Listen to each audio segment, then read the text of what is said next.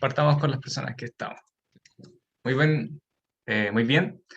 Hola a todas y todos. Sean muy bienvenidos al segundo webinar de Ingeniería Sin Fronteras del Núcleo BioBio, el cual estará centrado en la temática de energía asequible y no contaminante, y que además está enfocado en el Objetivo de Desarrollo Sustentable número 7, que lleva el mismo nombre.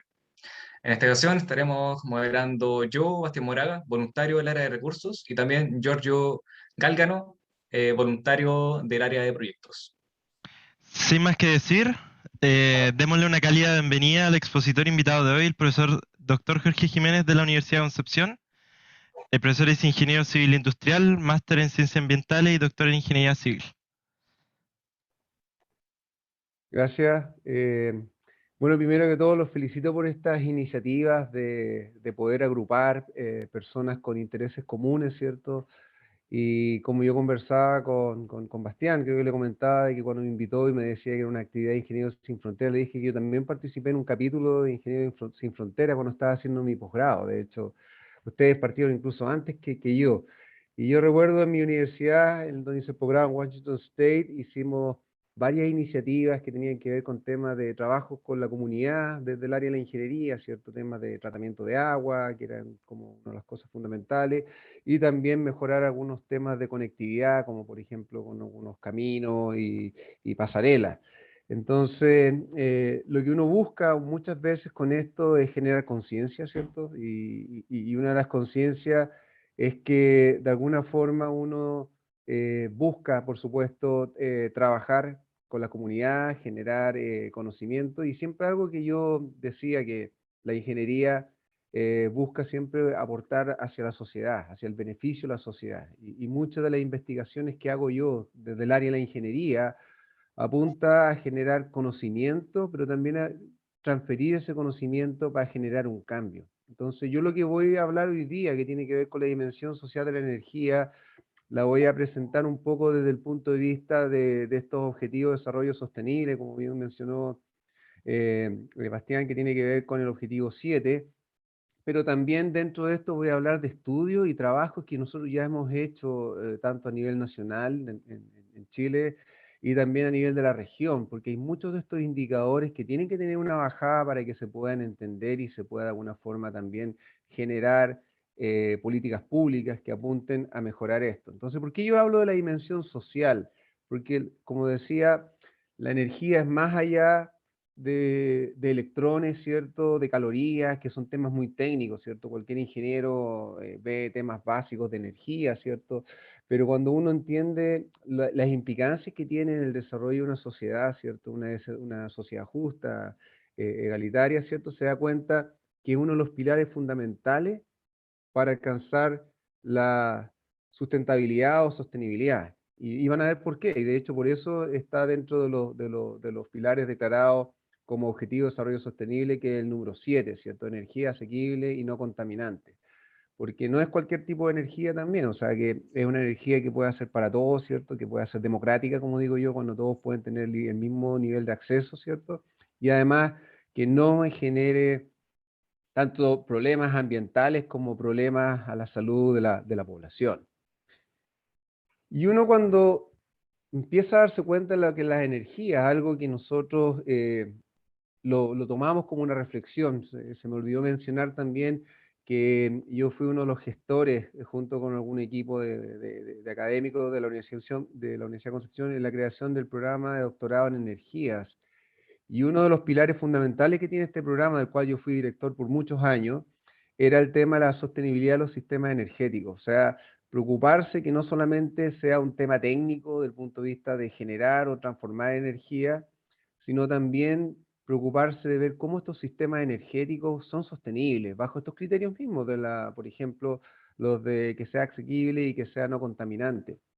Y una de las cosas que conversábamos mucho con nuestros estudiantes, nuestra primera generación de egresados, es que la energía es fundamental porque grandes desafíos y todo lo que de alguna forma se está enfrentando el mundo tiene que ver con cambios energéticos, cambios de matrices, con todo este tema que tiene que ver con la descarbonización, pero al mismo tiempo la energía genera empleo, da seguridad, ¿cierto? Desde el punto de vista de que no me incendie mi casa, no me electrocute o no me enferme, ¿cierto? Está relacionado, como decía, con el cambio climático, porque muchas de las matrices energéticas que se ocuparon estaban asociadas a combustibles fósiles, y también, por supuesto, tiene que ver mucho con la producción de alimentos y mecanismos para poder incluso aumentar mis ingresos, ¿cierto? Ser más productivo y todo eso. Por lo tanto, cuando se habla de este objetivo número 7, ¿cierto? Se habla de un concepto de que es el acceso universal a la energía. Y eso se plantea como algo muy esencial, o sea, que la energía no sea un privilegio, sino que sea un derecho. Y por lo tanto es vital apoyar cualquier iniciativa que apunte, ¿cierto?, a desarrollar sistemas energéticos que permitan, por supuesto, tener infraestructura y tener condiciones que permita este acceso universal y que sea una garantía. Y por qué no, a lo mejor incluso plasmarlo en una futura constitución de que también uno tenga acceso a la energía. Y van a ver por qué. Porque la energía es más allá de algo que me permita usar electrodoméstico y todo eso, sino también es poder acceder a un montón de cosas, ¿cierto? Incluyendo mejor salud y, por supuesto, a una mejor calidad de vida. Entonces, si uno hace un diagnóstico, ¿qué es lo que ocurre a nivel mundial? Uno se da cuenta que el 13% de la población aproximadamente no tiene acceso a servicios modernos de electricidad. Y cuando hablo de moderno es el on-off del interruptor, algo tan simple como eso de que yo pueda enchufar, conectar un electrodoméstico o por último prender la luz en alguna habitación, ¿cierto? Y estamos hablando de una gran cantidad de personas, o sea, estamos hablando de 3.000 millones de personas que todavía dependen de combustibles bastante rudimentarios, como la madera, el carbón o desechos de animales. Cuando hablamos de desechos de animales, uno de repente eh, le llama la atención y choca cuando lee artículos de repente de la ONU que habla, por ejemplo, del uso de las tortas de vaca, ¿cierto? Que las recolectan en ciertos países en África para usarlas como energético. Y eso significa que las apilan, ¿cierto? Y las van quemando para cocinar porque es una de las pocas fuentes de biomasa que tienen en lugares que son muy áridos o pobres, ¿cierto? Para poder, y por eso aparece desechos de origen animal para cocinar y calentar la comida. Y ese es el energético diario, o que salen todo el día a recolectar restos de leño, palos, ¿cierto? Para poder vivir diariamente. Y eso, por supuesto, también va de la mano con que la contaminación del aire, ¿cierto?, en sitios cerrados, lugares cerrados, ¿cierto? Debido al uso de combustible o energéticos de mala calidad, también es responsable de una gran cantidad de muertes. De hecho, se documenta que del orden de 4,3 millones de personas murieron en el 2012 y 6 de cada 10 de estas, ¿cierto?, fueron mujeres y niños. Y más adelante voy a hablar al respecto de esto. Y la razón de fondo es que en estas sociedades donde más encima el rol de la mujer es muy asociado al tema del hogar y a la crianza, son las que se ven expuestas mayormente a la contaminación. Entonces la energía es un factor que contribuye principalmente también al cambio climático, y eso ustedes lo saben, ¿cierto? Por todo lo que implica el uso de combustibles fósiles principalmente, que emiten gases de efecto invernadero, ¿cierto? Y a nivel mundial se considera que el orden del 60% de las emisiones se atribuye principalmente al uso de la energía. Por lo tanto, es bien importante todos estos cambios y estas revoluciones que ustedes están viendo, que se han plasmado, de hecho, en estos Energy Outlook, que habla de reconversión de todas las matrices, ¿cierto?, a matrices renovables, para poder de alguna forma quitar esta presión que tiene que ver con lo que es el calentamiento global o calentamiento y cambio climático, ¿cierto? Eh, Cuando uno ve las metas que tiene este indicador del lado de ese, no quiero ir mucho al detalle, quiero hablar un poco los paraguas que tiene este indicador, que es el objetivo 7, ¿cierto? Habla primero que de aquí al 2030, que está a la vuelta de la esquina, son 9 años, ¿cierto? Garantizar el acceso universal de servicios energéticos asequibles, fiables y modernos a toda la población. O sea, de aquí menos de una década tiene que garantizar que por lo menos todas las personas tienen el derecho de poder acceder a la energía, ¿cierto? Y que sea asequible, significa que la puedan financiar, la puedan pagar, que sean fiables, ¿cierto?, seguras y que sean modernas. O sea, no estamos hablando de acceder a una energía antigua desde el punto de vista de malos combustibles y todo eso, sino también toda esta revolución de energías renovables que también sea disponible para ello. También en el mismo periodo, ¿cierto?, aumentar considerablemente la proporción de energías renovables, ¿cierto?, en conjunto con de fuentes energéticas, o sea, por el tema de los objetivos climáticos, y por supuesto también duplicar la tasa mundial de eficiencia energética. ¿Qué significa eso? de usar mejor la energía. Y ese otro problema que también muchas veces uno no lo entiende bien, pero va de la mano con el problema de la energía, que por un lado tiene implicancias climáticas, ¿cierto? Por la matriz, pero por otro lado está más usada mal, ¿cierto? Está usándose más de la cuenta, hay un derroche de energía, y ese es el otro pilar que también se está trabajando fuerte con este objetivo que tiene que ver con la eficiencia energética. Ahora, cuando uno ve esta agenda, ¿cierto? Y uno lo piensa desde el punto de vista, por ejemplo, de lo que vería uno desde su disciplina o desde la ingeniería o desde la ciencia, ¿cierto? Uno se da cuenta que la energía se ha estado desarrollando, se ha estado hablando mucho de que había una revolución de la energía renovable, ¿cierto? Y está aumentando en realidad en Chile también y en muchos países, gracias por supuesto a la energía, al desarrollo de la energía eólica y principalmente la energía solar, como el caso de Chile, y también por supuesto que mucha de esta energía o esta proporción de energía está siendo utilizada, por supuesto, de mejor forma, por lo tanto, se está creciendo en PIB con un menor consumo de energía. O sea, ¿qué significa eso? Que se le está quitando intensidad energética a, a la matriz. Porque lo que se preocupaba uno antes era de que sabía que la energía era un motor de desarrollo, por lo tanto, si yo quería crecer como nación necesitaba más energía. Y eso por muchos años fue así, por lo tanto existían todos estos planes de obra, planes de desarrollo, de generar más proyectos de centrales de cualquier tipo, ¿cierto? Térmica o hidroeléctrica. Pero ahora la tendencia es seguir creciendo como nación, ¿cierto? Y un indicador de estos duros es el PIB, pero mantener o reducir la demanda de energía, o sea, quitarle esta intensidad energética, ¿cierto?, al crecimiento, implicando el concepto de eficiencia energética, o hacer más con menos energía. Y eso es un desafío importante. Sobre todo piensen ustedes en el caso chileno, donde mucho del PIB, ¿cierto?, que tradicionalmente nosotros conocíamos, un porcentaje importante viene del cobre, de la gran minería, ¿cierto? Y que usa mucha energía, considerando que tiene procesos de molienda y transformación, ¿cierto? Para poder finalmente obtener el cobre, por ejemplo. Y a pesar de todo esto, como les decía, más de 3.000 millones de personas siguen viviendo en países, en zonas de Asia, África, subsahara, ¿cierto? En condiciones todavía donde cocinan con combustibles muy rudimentarios, ¿cierto? Y esto no es así un asado entre amigos, ¿cierto? Porque uno sabe de repente que se va de camping y hace un asado con leña, sino que esta es la forma diaria de preparar alimentos, ¿cierto? Y eso es un problema si uno se da cuenta el impacto a largo plazo que pueden tener a las personas que se ven puestas de humo, ¿cierto? Entonces, ¿qué es lo que uno trata de darse cuenta cuando uno empieza a manifestar las implicancias de la energía? De que, si bien es cierto, se está trabajando con todas estas metas globales, ¿cierto? Y se busca aumentar el uso de energía renovable en los sectores como, por ejemplo, el transporte, incluso la calefacción, pensando a nivel residencial. Ustedes saben que en el sector transporte está todo este tema de la electromovilidad. ¿Y por qué es tan importante la electromovilidad? ¿Qué significa los vehículos que van a funcionar tal vez en el futuro, tanto en transporte público? De hecho, ya hay buses eléctricos circulando en Santiago, entonces ya no es tan futurista como lo era antes, y probablemente van a haber cada vez más vehículos eléctricos que probablemente van a ser primero de flota, me refiero comercial, y después van a llegar al acceso probablemente a las personas que lo puedan costear. Significa que esa electricidad que alimentan estas baterías, estos vehículos, pueda ser suministrada por energías renovables. Y eso se busca porque por un lado se soluciona un gran problema que existe como sociedad, de que el transporte sigue siendo uno de los principales sectores que demandan combustibles fósiles. Y ustedes ven en Chile, el 99% del transporte es fósil. O sea, el 1% pequeño que aparece es por el Metro Santiago y algunos de biotren que funciona con electricidad.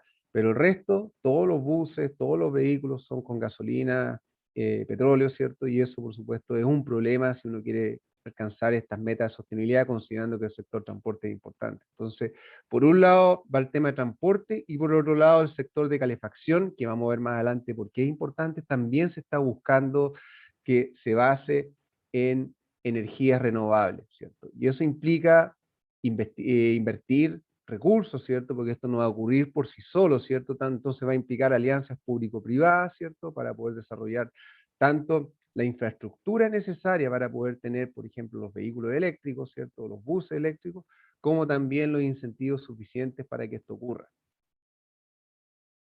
¿Qué pasa cuando uno ve este problema, por ejemplo, que muchas veces se invisibiliza? Porque cuando uno ve países desarrollados, o incluso en el caso chileno, cuando uno ve este progreso, ¿cierto? De que la energía está llegando cada vez a mayor cantidad de hogares, ¿cierto? Uno se da cuenta que a nivel mundial, que son a lo que apuntan estas metas, todavía existen muchas personas que ni siquiera tienen acceso a la electricidad. O sea, ni siquiera estamos hablando acá que la electricidad se le corta, que la electricidad es cara, porque ese también sigue siendo un problema, sino que ni siquiera tienen acceso a electricidad. Entonces, cuando llegan a su casa no tienen nada eléctrico porque no funcionan, y si uno se da cuenta en los lugares donde están, estamos hablando con porcentaje de personas que viven con que no tienen electricidad, ¿cierto? Nos damos cuenta que en la gran mayoría de las de América, ¿cierto? Y Europa y Asia, ¿cierto? Y Oceanía no hay problema, pero en África es donde están los principales problemas, que son los colores más claros, ¿cierto? Estos son datos del Banco Mundial, donde existen muchos países que tienen muy poca tasa de electrificación, que significa que la gran mayoría de las personas en esos países, sobre todo en las zonas rurales, viven sin acceso a electricidad. Por lo tanto, esa electricidad que nosotros necesitamos para comunicar, para doméstico, para lo que sea, iluminarnos, ¿cierto? En las noches, no la tienen ellos y por lo tanto viven aislados desde el punto de vista de esta tecnología. ¿Qué es lo que implica si uno lo quiere ver, por ejemplo, las implicancias de no tener electricidad en estos países? Yo hace poco tuve un muy buen estudiante eh, de magíster, y esa es la gracia cuando uno empieza a entender esto desde otro punto de vista, no solamente una estadística. Él era de Mozambique, ¿cierto? Y me contaba realidades muy distintas, a pesar de que decía yo, profesor, soy muy privilegiado, yo tuve la beca Nelson Mandela para venir a estudiar acá a Chile, y su magíster de gestión integrada, yo fui el profesor guía de él, pero él me contaba cosas así como que me sorprendían, o sea, de que él creció en una ciudad y todo eso, pero cuando tú salías a las zonas rurales, ¿cierto? Todavía había mucha pobreza, y pobreza de todo ámbito. En este caso estoy hablando de pobreza energética. Y él me hablaba mucho que, por ejemplo, y yo le decía si es verdad, de que cuando no hay acceso a electricidad no tienes sistemas de bomba, no tienes nada para trasladar agua, por lo tanto, muchas de las mujeres y niños de las aldeas, ¿cierto? Se pasan todo el día recorriendo varios kilómetros con estos cestos en la cabeza para ir a buscar agua a un río, ¿cierto? Después traerlo a la casa. Entonces, si tú empiezas a hacer este vínculo, ¿y por qué apunta energía? O sea, cuando tú no tienes energía para cosas tan básicas como suministrar agua, que es eso de abrir la llave, ¿cierto? En tu casa, implica que probablemente todos estos niños no están yendo a los colegios, a las escuelas, ¿cierto? No se están educando porque están llevando o acompañando a los padres, ¿cierto? O ellos mismos ayudando, ¿cierto? En trasladar agua solamente para vivir. Otros están recolectando palitos, ¿cierto? Para poder cocinar, o sea, vean la analogía. Entonces, la energía es más allá que simplemente un electrón que les decía yo, sino también son posibilidades de desarrollo. Y si yo me doy cuenta de que en lugares donde no tienen acceso a energía, esta es la forma tradicional de poder vivir, ¿cierto? Tengo una población que la estoy excluyendo del desarrollo. Entonces, tampoco pueden trabajar en la noche. Piensen ustedes que muchos estudiantes están conectados aquí. ¿Cuántas veces se quedaron en la tarde o en la noche haciendo un trabajo, entregándolo al otro día, preparando una presentación? O esta misma presentación la preparé yo en la noche ayer. Y yo me doy cuenta de que si no tuviese electricidad, probablemente yo funcionaría a la mitad. Y eso mismo pasa con todos estos chicos que están estudiando y que dependen solamente de la luz del día. En la noche no pueden hacer tareas, trabajo, o si lo hacen, están con el tema de una vela y todo eso, porque no tienen acceso a algo tan básico como iluminación. Otro tema que se documenta mucho, y yo lo veo por el área que investigo, que tiene que ver con contaminación del aire, ¿cierto? Tiene que ver con el impacto que ocurre en las personas que viven en estos lugares donde normalmente cocinan con fogones a leña, biomasa, y como decía, las tortas de vaca, cow dung, se llama en inglés si lo quieren buscar, y que el estiércol, ¿cierto? Y por supuesto, se habla de que todavía hay muchas personas, ¿cierto? Más de 2.800 millones de personas que dependen de este energético como única fuente de combustible para cocinar, ¿cierto? Esta es una forma tradicional de cocinar, pero lamentablemente este humo y todo esto que emite, ¿cierto? Esta mala combustión de un combustible, eh, digamos, claro, o sea, sucio en cuanto a emisiones, genera muchas muertes prematuras, ¿cierto? Principalmente en mujeres y en niños, ¿cierto? Asociados a los problemas de contaminación. Y fíjense que es bien interesante cuando uno empieza a analizar estadísticas demográficas, por ejemplo, y uno quiere analizar algo, nuevamente el Banco Mundial, que algo analiza a lo largo de todos los países, y uno quiere ver, por ejemplo, la esperanza de vida de las mujeres, donde está mucho más dramático este indicador, se da cuenta que estos mismos países que son pobres energéticamente y que tienen las mayores tasas de uso de estos combustibles de mala calidad, son donde tienen menor, con los colores más claros, a 60 años. Siendo que los países, incluyendo América, ¿cierto? Norteamérica y Chile, donde estamos nosotros, y por supuesto casi toda Europa y Asia desarrollado, ¿cierto? Estamos hablando de la expectativa de vida sobre los 77 años. Entonces, cosas que a lo mejor uno no hace el vínculo, pero si uno se da cuenta de que por la falta de energía, por un lado está la contaminación, después vamos a ver que hay otras variantes más, estamos teniendo algo tan drástico como una menor expectativa de vida, ¿cierto? Empieza a preocupar, porque muchos de estos estudios se hacen en lugares por donde efectivamente existe una población vulnerable, ¿cierto?, que está expuesta a un mayor grado de contaminación. Tienen algo que también ahora creo que ahora es más natural para usted entenderlo, pero yo cuando planteaba esto era como súper así alejado, porque una de las grandes preocupaciones de los médicos, ¿cierto? Cuando existen estos grupos como Médicos Sin Fronteras, ¿cierto? Que también existen Doctores Sin Fronteras, ¿cierto? Es el tema de llegar con temas tan simples como las vacunas a lugares lejanos. Y uno de los grandes problemas de eso es la logística del almacenamiento de las vacunas, porque si no tiene acceso a electricidad, no tiene acceso a energía, ¿cierto? Limpia y simple, no puedes mantener refrigerado o las cadenas de frío de estos medicamentos, ¿cierto? O las mismas vacunas. Entonces, todas estas campañas de inmunización, que ustedes saben que en Chile están todas las vacunas de los niños entregadas por prácticamente por el Estado, ¿cierto? Por lo menos las básicas, las que son eh, entregadas por el Estado. Uno puede ir a cualquier vacunatorio, ¿cierto? Tanto público como privado, y todo se almacena y no es un drama. Pero llegar a estos lugares, ¿cierto? No es un problema solamente de las vacunas, es un problema de cómo hago la logística para mantenerla refrigerada. ¿Y por qué digo que yo recuerdo esto? Porque cada cierto tiempo usted ve noticias de que se habla del medio escándalo porque aparentemente se perdió la cadena frío para un grupo de vacunas que se estaban administrando para el tema de COVID. O sea, en estos lugares las vacunas llegan con hielo, ¿cierto? Y si se derritió el hielo, tienen ciertas horas para poder aplicarlas, si no pierden su efectividad. O sea, cosas tan simples con esa, y eso también está atribuible a eh, pérdidas de estos programas de vacunación. Entonces, es un desafío hacerlo. Ahora, si uno quiere empezar a hacer estos links, porque la energía, como les decía, es algo transversal, es un paraguas, existen muchas iniciativas de investigación y desarrollo, o sea, no solamente investigación desde el punto de vista de ciencia básica, sino que también programas que fomentan transferencia o desarrollo en esto, que son los famosos nexus, ¿cierto? Y cuando hablamos nexus, son vincular un área con otra, porque de ahí viene el nexo, de nexus, ¿cierto? Entonces, por ejemplo, eh, cuando uno ve que la dimensión de la energía es importante es porque se da cuenta de que la energía contribuye a la reducción de la pobreza, ¿cierto? Y la reducción de la pobreza, ¿por qué? Porque por un lado te permite educar, ¿cierto? Y no solamente educar porque tiene acceso al internet o acceso a material digital, sino que te permite ir al colegio porque no tienes que estar todo el día recolectando palitos y agua, sino que llega a tu casa y hace on-off. Acuérdense que no es solamente electricidad, pueden prender una cocina a gas, ¿cierto? Pensamos que si dejo de recolectar palitos y tengo acceso a gas, a electricidad u otro combustible, ¿cierto?, que puedo usar normalmente para preparar mis alimentos, yo ya dejaría de estar todo el día recolectando palos, o lo mismo para el caso del agua, si yo puedo abrir solamente la llave y tener un sistema de pozo o sistema de bombas de impulsora, ¿cierto?, en el caso que no tenga la gravedad suficiente para hacerlo, podría dejar o prescindir de tener que ir a buscar agua al río.